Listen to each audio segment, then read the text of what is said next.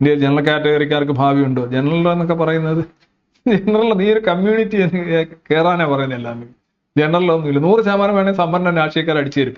അന്ന് അവന്മാരുടെ പദ തീരും. കാരണം പിന്നെ അടിച്ചു കൊടുക്കാൻ ടിക്കറ്റ് ഇല്ല. 100% സംവരണം.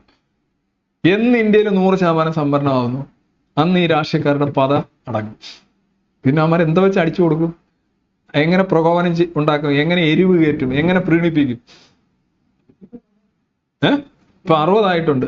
100 ആയി കഴിഞ്ഞാൽ ഈ പറയുന്ന ഗാന്ധിമാരും പിന്നെ ഓരോരോ ആളുകൾ ഇവർക്ക് പിന്നെ ഇതിനെ ഈ ഒരു സാധനം വെച്ചുകൊണ്ട് കുത്തിത്തിരിപ്പ് ഉണ്ടാക്കാൻ പറ്റില്ലെന്ന്.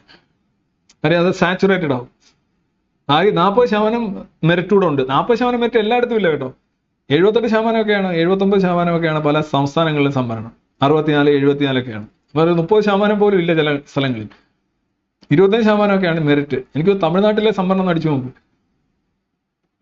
25% മെറിറ്റ്. അതുകൂടെ ആയിക്കഴിഞ്ഞാൽ പിന്നെ ഇവന്മാരുടെ ഈ ജാതിയും മതവും പറഞ്ഞുകൊണ്ടുള്ള ഈ പ്രീണനങ്ങളും കുത്തിത്തിരിപ്പുകളും ഡിവൈഡ് ആൻഡ് റോൾ പോളിസികളും എല്ലാം ഉണ്ട്. ബേസിക്കലി ഇത് നമ്പർ ഗെയിം മാത്രമാണ്. ജനാധിപത്യത്തിന്റെ ഒരു ക്വാളിറ്റി ഇല്ലാതാക്കുന്ന ഒരു സാധനമാണ്. അവിടെ നീതിക്കോ ഫെയർനെസ്സിനോ മാനവികതയ്ക്കൊന്നും ഒരു സ്ഥാനവും ഇല്ലാതെ